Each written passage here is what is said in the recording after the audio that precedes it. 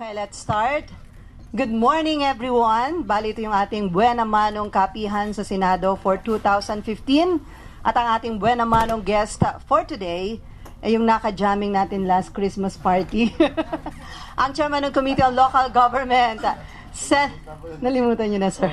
Baka gusto niyo ulit may round. Napahiya na nga ako. Senator Bongbong Marcos. Hi, sir. Good morning. Happy New Year. Happy New Year. Happy New Year sa inyo. Okay, sir. Last Tuesday, you had meeting with Senate President Franklin Drilon and Senator Chufis Ginggona. You talk about Bangsamoro Basic Law. May we know the details? Essentially, ang pinag-usapan namin ay yung schedule tungkol nga sa pagpasa ng BBL. Hindi lamang dito sa Senado, kung hindi pati na sa House at saka sa BICAM. At nagplano kami because if you remember, mula nung simula ay talagang pinag-uusapan natin na deadline was the end of the first quarter. Pero as a practical matter, tinignan namin na mabuti yung timetable. The last day of session is March 18, which means kailangan matapos lahat, pati na BICAM, pati na yung third reading, pati ratification of the BICAM report by the March 18. Kaya kung biglang lumiit ang aming window. But maganda naman kasi naman na naging usapan at every level sa mga hearings namin at saka together with the House ad hoc committee on BBL. Kaya naman ako siguro kakayanin naman namin na matapos in that time. So, yun lang mga pinag-uusapan namin at although marami pang detalye ang naging usapan doon sa aming meeting, essentially we are still committed to the idea na kung ano man ang gagawin natin dito, ito ay dapat makatulong sa buhay ng pangkaraniwan na mamamayan, lalo na nasa Mindanao. And bringing peace, a true and lasting peace, will achieve that. And that's why we have to make sure that workable itong magiging final version ng BBL. So considering na you almost have 2 months na lang para i-approve yung BBL, so i-accelerate nyo na yung proseso ng pag-approve nito? Bago kami nag-break, bago bago magpasko, sumulat ako kay Senate President at saka sa mga miyembro ng mga iba't ibang committee ni Senator Ginggona na kung maaari ay i-refer na rin yung BBL sa Committee on Constitutional Amendments dahil napakaraming nagre-question as to the constitutionality of the BBL as it has been written. So kaya ang sabi namin para maging parang parallel ang pag-hearing, itutuloy namin ang out of town hearing. Pero umpisahan na ang mga hearing tungkol sa constitutional issues ng BBL. Kaya nag-schedule kami with Senator Miriam makapag-hearing na siya under her committee. Unang-una i-refer sa committee niya, tapos makapag-hearing na siya para lahat ng mga constitutional issues ay may sama na doon sa aming committee report.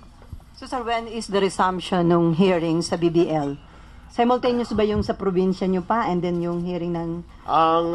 Ang schedule thus far is 26. Ang susunod na hearing for the constitutional amendments, tapos sa second, 26 and the second, so Monday. Kami naman, we have 2 more out-of-town hearings, Jolo and Zamboanga. Ni-schedule pa lang namin, ang tentative is 4-5. Minsanan lang, we will go to Jolo, conduct the hearing, balik ng Zamboanga overnight, tapos the next day, Zamboanga hearing na. That finishes the out-of-town hearings for us. Isa pang malaking bagay dyan ay tuloy-tuloy na ugnayan sa ad hoc committee ng House. Dahil importante na para hindi na masyadong malayo ang mga version namin pagdating ng BICAM. Sir, before Mean, Ano po ba yung na-identify niyo na po ba yung mga critical or crucial provision ng BBL? Yes, I think so. Meron talaga ang mga lumabas sa mga out of town hearings, maliwanag na maliwanag kung ano ba talaga ang negotiable, ano ba ang hindi negotiable, at yun ang pinagbabasihan namin ng aming magiging committee report at saka version na ipapasa dito sa Senado. And I'm sure it will be similar, siguro hindi na lalayo doon sa version na rin na ipapasa ng House. Can you mention some of yung non-negotiable na? Well, of course, the idea of self-determination is important, but and also yung organization of the parliament. Mukhang that is something that is important to the MILF panel. So hanggat maaari aaralan namin, for example, that is something that we need to that it seems mukhang importante na kailangan hindi mapalitan. That's one of the main elements. The other elements are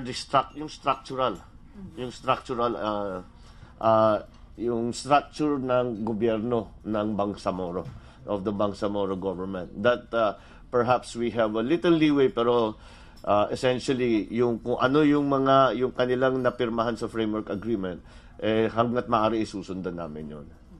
Okay, Mayan. Sir, somehow hindrance ba yung question sa constitutionality? O pwede nyo naman po siyang ma-approve kahit may question pa rin sa constitutionality? Well, it would hindi namin maaring basta't magpasa ng batas na alam namin unconstitutional at alam namin na illegal. That would not be doing our function, that we would not be carrying out our function as legislators. So if in the best legal opinion that we can find, that there is an argument to be made for a constitutional there is an argument to be made that there is no constitutional issue on some of the constitutional issues being raised, then if that is acceptable to the committees, then we will leave it as is. But kung talagang lahat ng nagsasabi na hindi talaga papasayan, babaguhin namin. So sir, target nyo is bago nyo ipasa, hopefully nalaman nyo na siya kung constitutional. Oh, that will be the purpose of the hearings of Senator Miriam. It's still puro joint hearing yan, pero siguro siya mag-preside niyan because constitutional issues, yan talaga ang trabaho ng kanyang committee ng constitutional amendments. So sir, have you talked to Senator Miriam Santiago? Yes, I have. Amenable po ba siya na tapusin, aprubahan ito before? Oo. Sabi nga niya, in fact, nag-schedule kami ng 3. Sabi niya, kaya daw niyang tapusin in 2 hearings. So, that's even better for the schedule. Okay, Brian? Sir, kung may babaguhin, hindi pa para magkakaproblema doon sa framework agreement? Oo, pero ang framework agreement, although hanggang maaari, hindi namin masyadong lalayuan yung framework agreement. But, again, kung talagang hindi kakayanin, if there is something that is that needs to be changed, that will not work, or that will not pass muster in terms of constitutionality, we'll have to change it. Again, we would like to stay as close to the framework agreement as possible. Pero kung alam naman namin na hindi it will be deemed unconstitutional or it will be found unconstitutional, bakit pa namin isasama? So we will change whatever we feel needs to be changed. As for with at the back of yung talagang ayaw namin lumayo dun sa framework agreement, because there's a danger also that pagka masyado na malayo, sasabihin nila hindi na ito yung ating pinirmahan, hindi na ito yung pinag-usapan natin.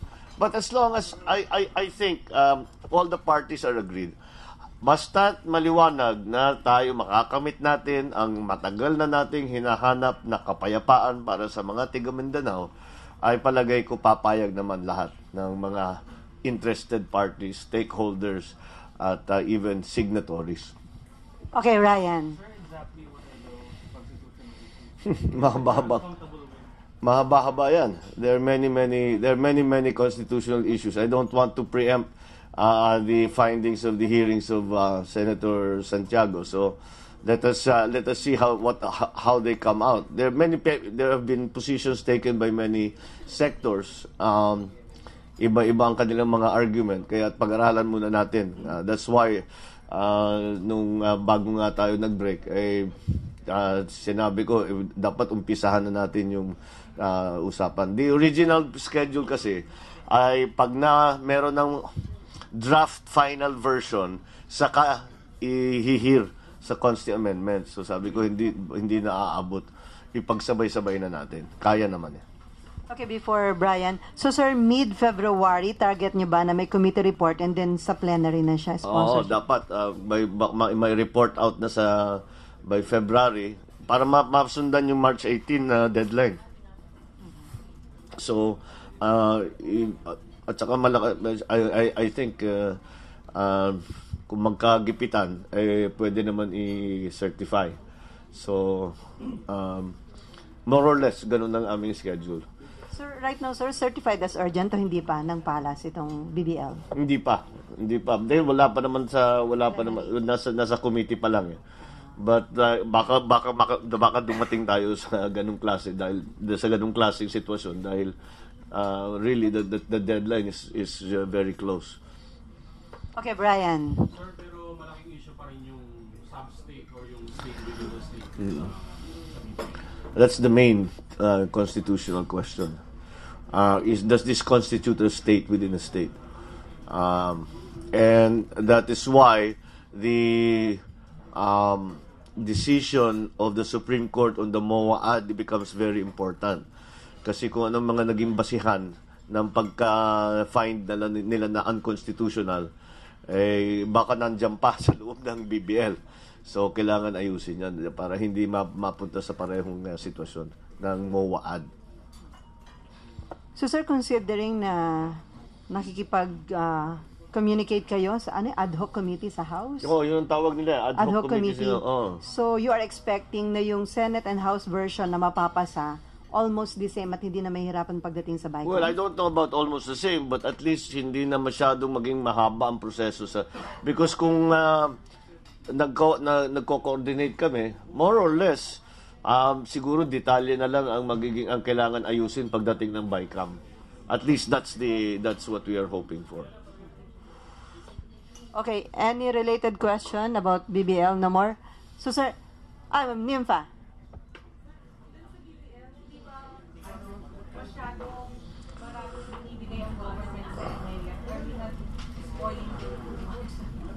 Well, napag-usapan namin yan and tinignan namin lahat ng mga autonomous regions, hindi lamang sa Pilipinas kundi sa iba't ibang bansa. At may mga formula naman that give a special preference to a certain area. So there's precedent for that. Siguro kaya kailangan natin pakinggan kung naging constitutional issue yan. Dahil ang ibang local government, syempre maraming gusto ring magsalita at sinasabi na hindi pare-pareho. The question of the national wealth, the question of the tax collections, the remittance of the tax collection to the national government, things like that. But there is precedent in other countries that that kind of system is employed. Na one area has a different una-una, may yung pinakasimple lang, Hong Kong. 'Di ba? Special administrative region, Macau, ganun din. Catalonia in Spain. All of these unions where there are different rules for the different units, government units. Oo nga eh. Isa pa 'yon. But as a practical matter in terms of implementation, hindi na namin trabaho yan. Although tama ka, the issue of the MNLF. Ang MNLF, marami ng sulat sa akin na sinasabing paano ngayon yung aming agreement with the Ramos government. At it is an international treaty, which is correct. So that those things have to be sorted out. Paano kayo, sir?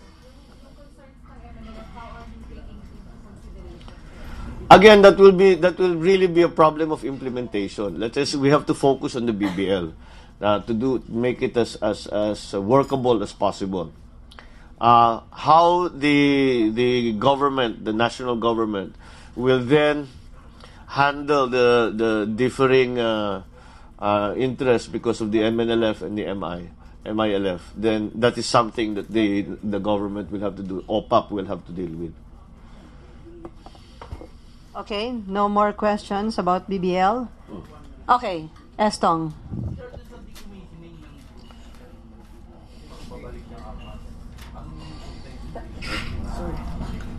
Kailan ba talaga ang problem, ang contentious is kailan ba talaga magsimula ang disarmament? Ang sinasabi nagsimula na pero hindi pa maliwanag. Sino ang magbe-verify? Saan ang nakalagay sa batas at saka iba yung sa annex na unang nakuha ay ang MILF mismo ang magbibigay ng listahan ng kanilang mga fighters. Tapos yung gobyerno ang magdidisarma. So paano ngayon yun? But there's also as a part of it that says na yung mga fighters i-absorb sa police. So paano ngayon yun? How does that work? Yun ang kailangan namin iliwanag, which is what we plan to do. So I think that because there will be a police force formed, Bangsamoro Police Force, which will be under the command of the Chief Minister, but of course, ultimately, of the PNP in Krama, and of course, the Commander-in-Chief. So, pero yung actual mechanism, kung paano yun, we will have to clarify because it is in the BBL, hindi nakalagay. Wala masyadong, it is silent on that. But we have to put in a system. Kung hindi, walang mangyayari. Meron na bang claim bilang ng fighters nila? Hindi pa, wala pa tayo ron eh. Hindi pa nila. That only happens after the plebiscite. And the transitional committee takes its position to replace the armed assembly. And reorganize upon the abolishing of arm and the process of reorganizing but organizing the Bangsamoro government. That will be the trigger also for the disarmament process. Sir, kung i-observe yung mga fighters nila sa local police force, Oo. paano yung local police force per se? Isa pa yun. Well, nandyan pa rin ang local police, but yung mga ibang fighter, kaya nga hindi depende rin sa number ng fighters na sasabihin ng MILF. Dahil palagay ko hindi naman ganun karami ang kailangan na dagdag na pulis sa Bangsamoro area. I don't know, I could be wrong, but I don't think that so yung iba talagang disarm and they will return to civilian life. At that's the whole idea that yung mga fighters titigil na yung paggegera. Ang idea na gawin silang forester? Lahat yun, maraming ganun kung ano-ano mga because yung i-abolish ka yung sa civil service, yung civil service positions, so yung pag-recreation nun siguro pwede silang absorb doon. Kasi hindi ba i-abolish ang army. So lahat ng positions, civil service positions under arm will also be abolished. So, pag reorganize na naman nun, kasi kailangan pa naman ng agency. Hindi ibig sabihin na inabolish na, wala nang ibabalik na katumbas na ganung klaseng agency. So, within the reorganization, they can also be absorbed in that. So, there are many formulas na kung paano pwedeng i-absorb na nga yung mga fighters. Which civil servants will stay? Like nurse, DOE, health personnel, teachers? Ganitong system, that is the first question we have been getting in all of the hearings. lahat ng civil servants, lahat ng mga nasa bureaucracy, tinatanong ano mangyayari sa amin. Madi-displace. Dahil pero ang ano namin sa kanila is that they can be separated from the service, they will be given separation pay, or they can be absorbed into the new organization. So again, all of that is depende na sa transitional committee yan. Sila magde-decide kung how to handle all of that. Pero yun na nga. So the civil service employees who are presently working under ARM, kailangan i-reshuffle. Continuous ba yung civil service nila? Hindi. Tigil. No. So may numbers pa kayo? Kung Pero yung alam mo, kung titignan mo civil service code, may mga guarantees naman sila. In terms of their seniority, in terms of their pay grade, in terms of yung tinatanong mo, na siguro kung ibabalik sila, then tuloy-tuloy yung kanilang, hindi sila magsimula ulit sa entry level. Pagka mundo ka sa gobyerno, back to zero ka naman pag bumalik. Kaya yun ang lagi yung inaalala. And sa civil ang CSC naman sinasabi nila, they will make sure na hindi naman basta matatanggal sa trabaho tapos wala na. So, kung sino pwedeng pa i-reabsorb sa Bangsamoro, i-reabsorb. Yung hindi na, they will take early retirement and they will take separation pay. Yung mga very senior na. Di ba madi-disrupt yung mga teachers? Di ba madi-disrupt yung education ng mga bata? Well, ganun na nga mayayari because even the educational system has changes included in it. So, it's a new government. Sir, other issue. Marami nagtatanong, will there be SK election ba? Well, depends, no? Again, para on the Senate side, as far as we're concerned, nagawa na namin ang trabaho namin at meron na tayong SK reform bill na report out, and we're right now we're in the period of interpolation. So ang ugnayan ulit is with the House na kailangan magkaroon tayo ng reform bill na together with the House and the Senate that we agree upon. Meron silang ang House, meron silang postponement bill. Sabi ko sa kanila, we will hear it if we have a reform bill. So kung merong maayos na reform bill na ipapasa ng Kongreso, both houses, then there is a possibility it will be postponed. But kung wala, then we will have to have an election under the old law. So that's the yan yung sitwasyon if there is no agreement between the two houses of Congress as to what the SK reform should look like. Pero again, lalo na nung budget, madalas namin kausap ang mga membership ng House tungkol sa SK. And mukha naman dahan-dahan nakakahanap kami ng common ground. And we have until next month, middle of next month, to come up with a reform bill that is acceptable to both the House and the Senate. But sir, personally, you are against the postponement ng SK election? Well,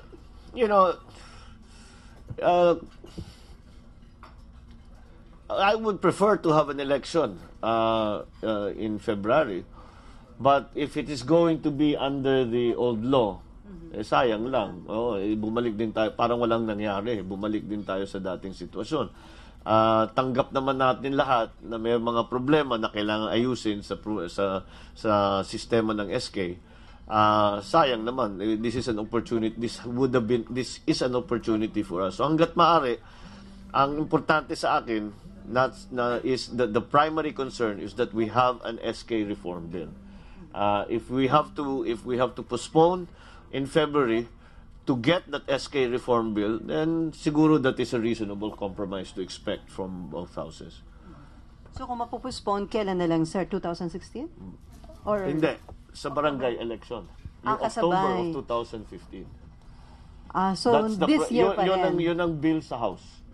Yun ang postponement bill sa House na pinasa nila, I think, on committee pa lang. Amenable kayo dun, sir, basta't masiguro na merong... Exactly. batas. Basta't maliwanag na magkakaroon ng pagbabago sa sistema ng SK, then all of the dates, pwedeng pag-usapan lahat yan. Meron sila. In fact, the Senate version was also filed during the budget. Dahil sinasabi nga namin, you have to come up with some kind. Tapos they have their own SK reform version.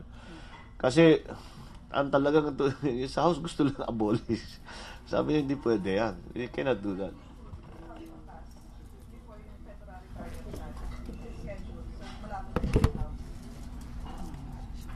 Alin yung?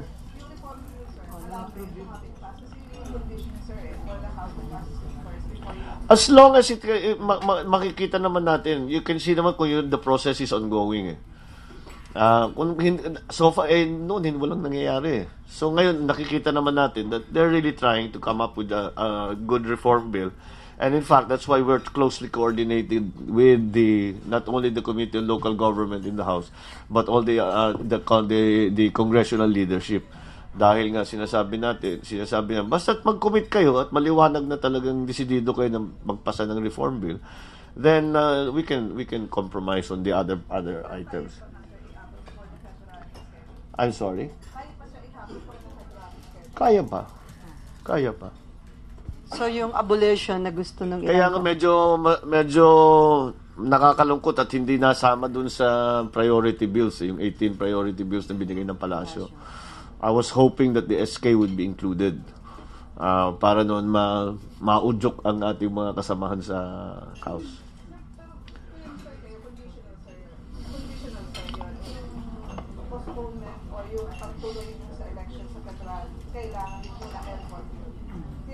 Oh, something like that. Yeah. Because if there's no reform bill and we postpone, wala na yan. By 2016, ganito na naman ang pag-uusapan. 2015, we will be talking the same, we'll be asking each other the same questions. Okay, we have to do this, it has to be done. Pero sir, initially, some congressmen are for the abolition of SK. Many congressmen have always been for the abolition of the SK. But you cannot abolish the SK. You can abolish it in a sense that you reorganize and reform, and which is what we have done. So I think when they say abolish SK, abolish the old system of SK. Pero open naman siguro sila sa bagong sistema. Sir, other issue naman. Is it right now to start the year with this series of increases, No. MRT, LRT fare hike, water rate hike? How can it, paano naman magiging tama first week of the year? Biglang itataas yung presyo ng pamasahe, itataas yung presyo ng tubig,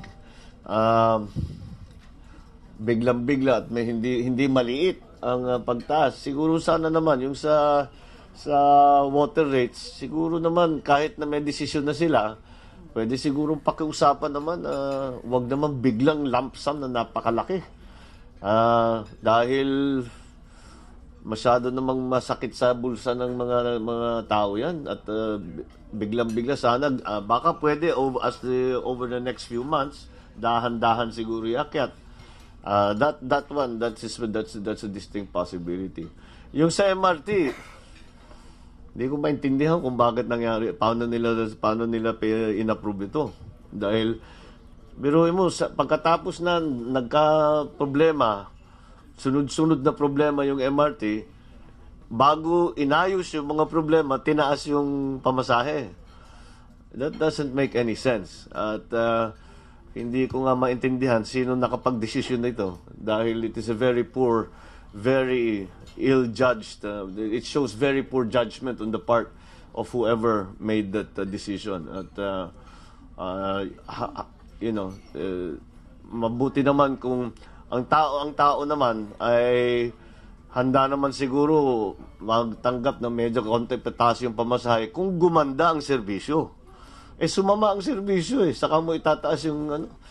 That's why I am anticipating that the President will step in at siya na magsabi na tigil muna yung price increase at pag-aralan natin na mabuti kung paano muna ayusin ang sistema ng mass transit. Dahil ang taong bayan, it's not as if tubig, you have a choice. You don't have a choice. Kailangan mo magkano ng tubig.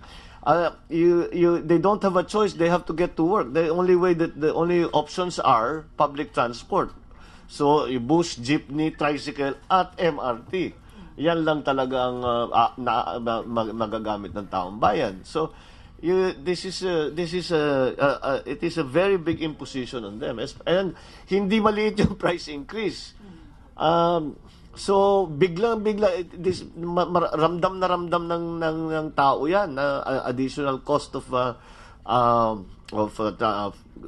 going to work. Wala silang ibang option. Buti na mo sasabihan masyadong mahal yung MRT. Mag-ferry na lang tayo o iba na lang, mag-bus tayo or something. They don't have a choice. So it was very ill-advised. I think it was very ill-advised. And I really think that it's time for the President to step in and to postpone any talk or any idea of price increases, especially the MRT. Siguro dapat pag-aralan na muna mabuti kung paano ayusin ang serbisyo. Kung paano ayusin. Alam ko may mga problema sa kontrata, lumabas sa mga hearing dito. Pero paano natin aayusin yun muna bago pa isipin na bibigyan mo ng extra na gastos ang taong bayan, ang riding public. Okay, before me end, but sir, the mere fact that Palace is defending MRT, LRT fare hike, do you think na aaksyon ng Pangulo to stop or to postpone the fare hike? I sincerely hope so, because it is not fair to ask or not to impose an increase. Hindi naman tama yun. Unang-una, because in the past year, wala tayong nakita kung hindi pasama ang serbisyo. Ayusin nila yun. Tapos sabihin nila, okay, magdadagdag kami ng ilang linya to finance that, tataas namin. Bakit tanggapin pa ng tao yun? Pero itong ganitong klaseng sistema na kitang-kita nga natin na hindi maganda patakbo ng MRT, pasama ang service, palaki naman ang palaki ang pamasahe, hindi naman tama yun. So, I really hope so because maliwanag naman ang reaksyon ng tao and hindi mo sila masisisi. I am hoping and praying that he steps in. That he steps in and puts a stop first, postpone this price increase, and focus the attentions of the government, specifically the OTC, on fixing the problems before talking about ang laki-laki ng budget ng MRT na pinasa natin sa budget. Yun ang gamitin na muna nilang pera. Napakalaki ng budget ng MRT. Mayan and then Jeff. Mayan? Kasama dito sa defense ng Palace, sinasabi nila, dumaan naman daw sa mga consultation before sila nag-release. Well, how long ago was that consultation? And I cannot imagine that anyone, hindi parang imposibleng maisip na may isang na sumasakay sa MRT na magsabi, oo, maganda nga yan, itaas nga ninyo yung presyo. Parang hindi ka paniwala. Sino naman maniniwala na gugustuhin ng isang isang member of the riding public na sasabihin, gusto namin itaas ninyo ang presyong. That doesn't make any sense. Hilain natin kahit sino dyan. Yung man on the street ninyong interview, tignan natin kung may kahit isa na papayag dyan sa pagpataas ng presyo. Lalo na napasama ang serbisyo. Estong and then Myla. Dapat pa sir, suspend muna ni Presidente yung... Oo, dapat. Suspend niya muna yung price increase tapos talagang bigyan nila ng pansin yung problema ng MRT. Alam ko maraming problema ang MRT pero hindi makukuha yan sa pagpataas ng pamasahe. Pero sir, kung hindi i-postpone, maaari ba itong mag-cause ng unrest Well, meron na nagde-demonstrate, meron na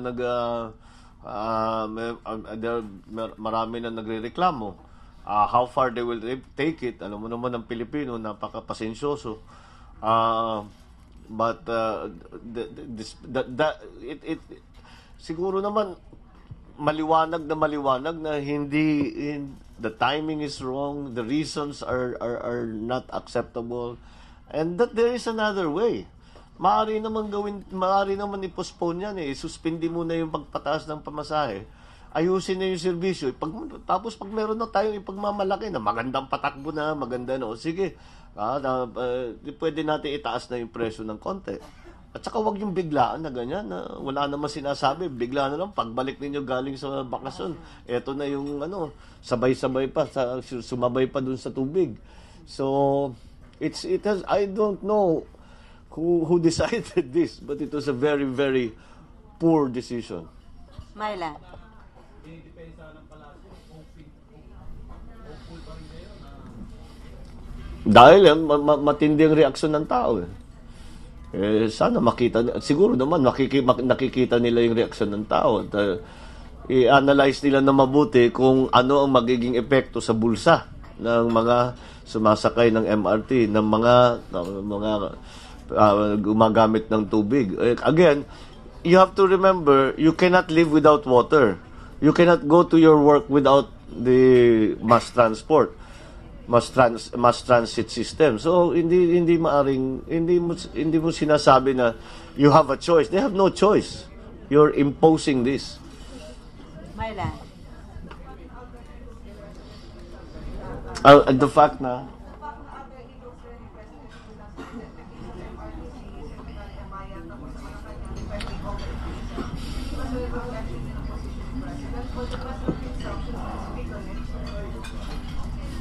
well, it's the prerogative of the executive to amend or change or postpone or suspend any decisions made by the executive. So I cannot see how hindi na sila nakikinig sa taong bayan kung ganun ang mangyayari.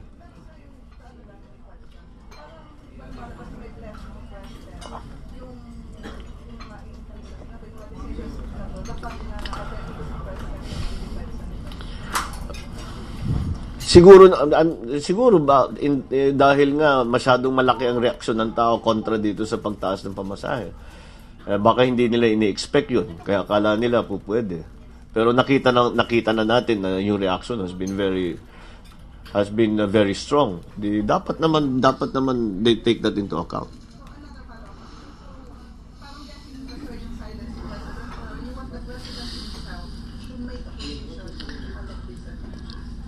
Well, he's the single person who has the power to do it. And the people are asking him to do it. And he should do it. So in case walang gawin ng Malacanang, Supreme Court na lang po ang asahan ng tao. That's why nag-file na sa Supreme Court ng I think a TRO to suspend the price increase. Nympha.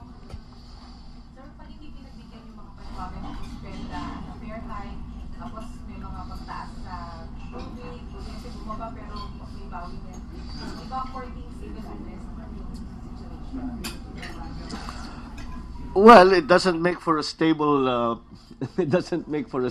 populace. Siyempre, nababahala lahat. Kung talagang hindi magbabago yan, I don't know again if it will result in civil unrest.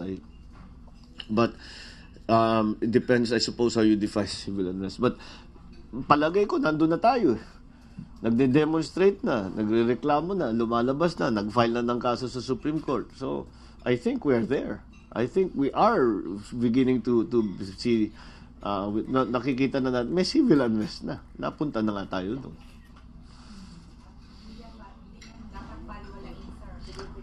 Hindi naman dapat. Maliwanag na, may dahilan naman na magreklamo yung riding public. May dahilan magreklamo ang water-consuming public. Okay, Badet? Hala. Hala na to ay sumunod. Any related question about the MRT, LRT, fare hike, and water rate hike? Ay sir, alam ko concern niyo yung mga preparation sa disaster kasi dun sa last typhoon Senyang, umabot sa 65 yung casualty. So, ini-insist nila Secretary Mar Rojas na hindi daw sila nagkulang dun sa preparedness. Ano ba yung observation niyo, sir? Well, tignan lang natin yung yung Yolanda, maraming problema. Identified na yung problems. Kaya nung dumating yung Ruby, tumayo nga ako sa plenary at sinabi ko, maganda ang naging performance natin sa Ruby. Kaya naman natin. And my suggestion was, gawin na nating standard procedure yung ginawa sa Ruby dahil maganda ang naging resulta. Magandang ugnayan sa local government, magandang tulungan sa mga private at saka sa public institutions. So, nakita natin ang resulta sa Ruby. Tapos, balik na naman tayo sa Senyang. Bakit na naman ganito ang nangyari? Parang ang lumalabas nito, tsamba lang yung performance natin sa Ruby. Wag tayo papayag na basta pachamba-chamba na lang ang performance sa disaster management, disaster response, disaster risk mitigation. Kailangan i-codify na natin lahat dyan. Maganda na nga ang Ruby. Meron na tayong model. Yun ang sundan natin. Yung Senyang, imposibleng sasabihin na sinundan nila yung ginawa nila sa Ruby. Dahil nakita naman natin ang resulta. Ang latest yata, nakita ko kanina sa news, 65. 65 na ang nasawi. Hindi kasi lakas ng Ruby yun. So, bakit naman ang ganun ang nangyari? So, para na hindi tayo umaasa na maswertehin tayo o makachamba tayo na magandang performance, isabatas na natin, igawin na natin kasama sa procedure talaga ng NDRRMC yung ginawa natin sa Ruby. Let us put it up, i-codify na natin, isulat na natin para dinumero. Hindi pagka nagkakagulo na, nandyan na yung bagyo, alam nyo na yung gagawin. Kahit na may kakulangan, kahit nasira yung ganitong facilities, kahit walang communication, alam na ninyo yung gagawin. And I suppose we can attribute yung sa Senyang nagbabakasyon lahat. So hindi na natutukan yung sitwasyon. Kaya nagkaganyan. So para hindi na mangyari yun, nagawa na natin eh. Ba't di natin nagawa ulit? Dapat yun yung nagawa natin sa Ruby, yun ang ulit ang gagawin natin. Bawat bagyo. Sayang, tuwan-tuwa na tayo na we had a good performance in Ruby. Senyang, hindi na naman maganda. So, it is really time to sit down seriously and apportion responsibilities for the preparation for the pagdating ng bagyo sa bawat agency, pati mga local governments, lahat, kung paano magiging ugnayan nila, ang koordinasyon nila. So, that was a big disappointment over the holidays na ganyan ang nangyari. But again, there are solutions. Dapat gawin na natin yung mga solusyon na yan. I.e., codify the response so that we have a standard procedure that we can follow by the lessons learned from best practices and worst practices. From those lessons learned, codify na natin, magkaroon tayo ng magandang sistema. Para dinumero na lang, hindi na kailangan mag-isip. Ito yung mga gagawin. Okay. Sir, last na lang. Pope Francis is visiting our country next week. Is there any event na mag-a-attend ho kayo dun sa mga... Ang plano namin, I was planning to attend the Luneta Mass. Pero ang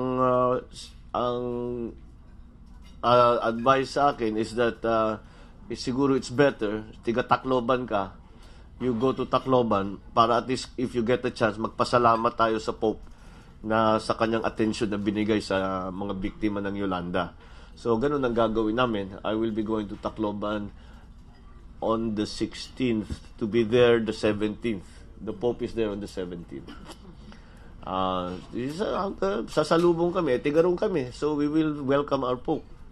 If we are able to talk to him, that would be nice. If not, okay na rin. That's not, mas importante yung kausap niya yung mga victims naman talaga. So, but it's a big event because this Pope is different. I have had the honor and the privilege of already having had an audience with him in Rome. Ibang klase itong Santo Papa na ito. So his visit to our country is very, very significant. Very, very significant. Sir, kahit yung sumalubong sa New Year natin, mga fare increases, water rate hike, pang-balanse ba itong Pope visit? Talaga. Totoo yan. Sana naman, kasi makamasa ito makamasa ang si Pope Francis he's very attuned to the needs of the poor. Yun lagi ang inuuna niya. Even in yung record niya sa Argentina, maliwanag na ibang klaseng papa ito.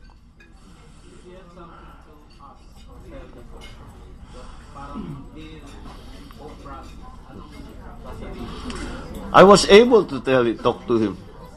And I thought, thank you. Magpapasalamat ako sa kanya. And when I saw him in Rome, ang sinabi ko, nagpasalamat ako, thank you for reminding us with your lessons of humility. Dahil talaga, the one thing that this Pope teaches us is humility. Ano mo sagot sa akin? Imbis na sinasabi, I will pray for you, ang sagot niya, please pray for me. Ibang klase Pope, is a different kind of Pope. Ibang klase. Ang dami ko nang nakilalang Santo Papa. Iba talagang dating ng Pope nito. Kaya kinahahangaan sa ng marami. Okay, Mang Mario. What was this meeting, sir? When was this audience? With the Pope. Last year. Kailan ako when did I go to Rome?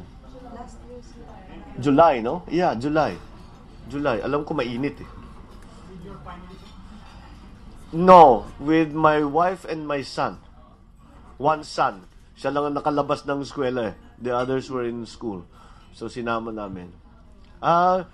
It's in my you look in the Facebook, my Facebook page nandoon. It was a great privilege. It was a great privilege. So, sir, aware siya na you're one of the lawmakers?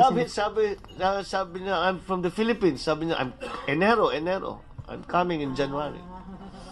Oh. Because he speaks Spanish. He speaks Spanish and Italian. He doesn't speak very little English. So naka-ready yung mga kodigo namin na kung ano.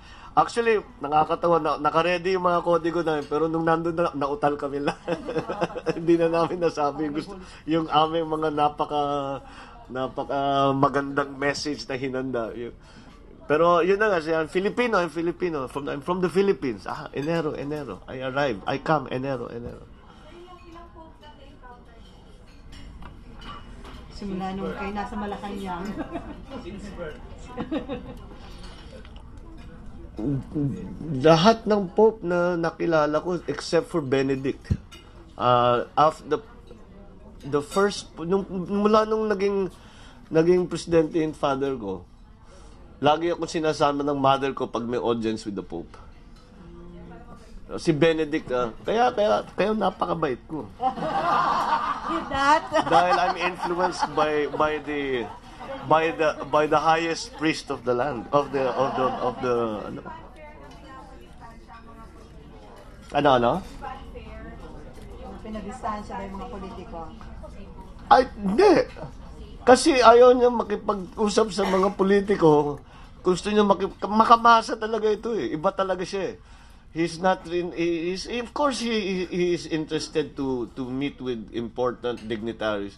Pero ang ano niya talaga is yung mga pangkaraniwan na tao, yung mahirap. Just as a simple example yung sa dinami na marami na nga ako pagdating ko doon sa audience, naka-Amerikana ako, nagbihis kami ng husto. Yung mga katabi namin naka-shorts, naka-tsinelas.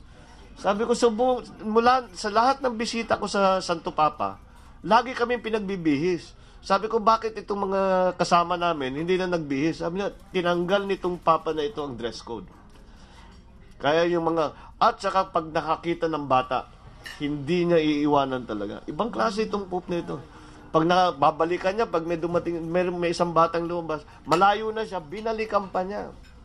May isang pare na yung kanilang, parang yung maliit na,